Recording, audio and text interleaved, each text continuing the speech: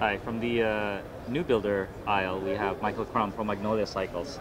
He brought to us a very interesting bike here. Michael, tell us about yourself, your background, and where you're from. Okay. My name is Michael Crum, Magnolia Cycles. I'm from Memphis, Tennessee. I've been building just a little over 2 years. Went to UBI straight out of high school. Then at college, went to art college, did a lot of metal sculpture. And that kind of honed my metal fabrication skills, and decided to start building bikes and jumped in kind of head first. So I'm really happy to be doing something that I really love to do. Yeah, so. right from high school, you knew what you wanted to do. Yes, That's yeah. rare. It took me a while to finally get into the bike building side of things after that, but it was something that was always in the back of my head. So well, it looks like you have the ideal background, the merging of backgrounds to get into it. So tell me what you made here. Well, this bike, it's for a friend's wife. She has a specialized Ruby that she really loves, so she didn't really need or want the custom geometry or custom fit. She'd already been fit on her Ruby, and it fit really well. So she wanted that geometry. So basically we kind of threw the custom fit thing out the window and went with making sure the bike fits the needs of what she wants to do with it. She does a lot of group rides with fairly fast riders in the mornings, and also does a lot of the sponsored rides, 100 miles and things like that. Serious rider. Yeah, she rides a lot of long distance, those types of things. She's not much of a racer. She does race some, but so she wanted something that can hold its own on those early morning rides with the fast guys, but is also comfortable in the long haul, so that she could do some of these longer rides that she likes to do. So with that in mind, we went with a fairly light tube set, went with Truth OX Platinum, and then kind of tailored some of the seat stays a little bit thinner to give it a little bit more vibration dampening and make it a little more supple in the rear end. Round oval round chain stays as well to kind of give it that ride quality, so it would ride well over the long distance, and also very thin tapered fork blade to help absorb some of that road vibration as well, and take some of the vibration out. Right. Yeah. Right. So I'm fascinated with this bike because it looks like a good value.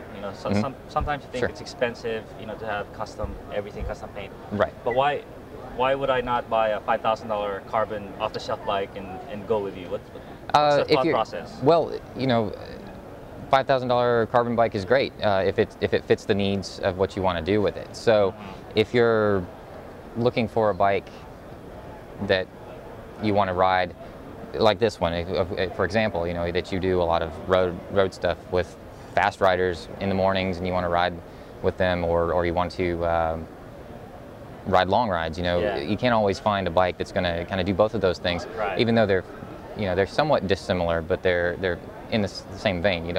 You're not riding loaded. You're doing a sponsored ride, so it's sagged. Right. You can ride a lighter bike, and you don't have to ride a touring bike to do those rides. Right.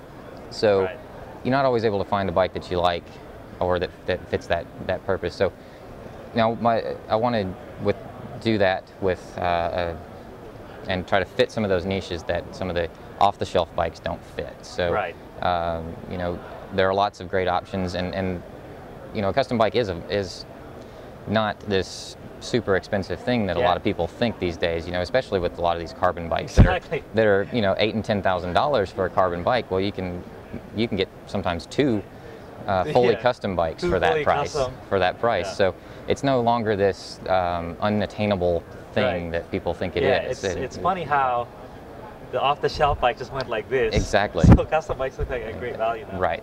And I think it's a work of art. With the paint, you customize the paint. Thank you. Yes. So it looks like you did a different style of welding here. What did you do? This is fillet brazed. So it's used brass instead of silver and the lug to directly join the tubes. Gives me a little bit more freedom with the geometry. With the sloping top tube, there aren't a lot of lugs. There aren't no lugs that offer this dramatic a slope of top tube. There are a couple of lug sets out there that do offer a sloping top tube, but it offers a lot of geometry and freedom. Right. So that's one of the reasons that I chose, especially for this frame. But I do lug frames as well. You do lugged as well. I do lugged as well, but Fillet brazing is more the majority of your work? Or To this point, actually, lug bikes have been, but fillet braze is kind of what I prefer. Right. And trying to kind of move some of my customers to Yes. fit their needs the way I need to, Yeah. what they need. So I think fillet brazing is allowing me to really do that Right. tailoring Right. of the type of bike and for the specific need of the rider. Absolutely. Well, Michael, best of luck. I'm Thank you. fascinated by your venture. Thank you. It looks awesome. Great, thank you very All much. right. Thanks for having me.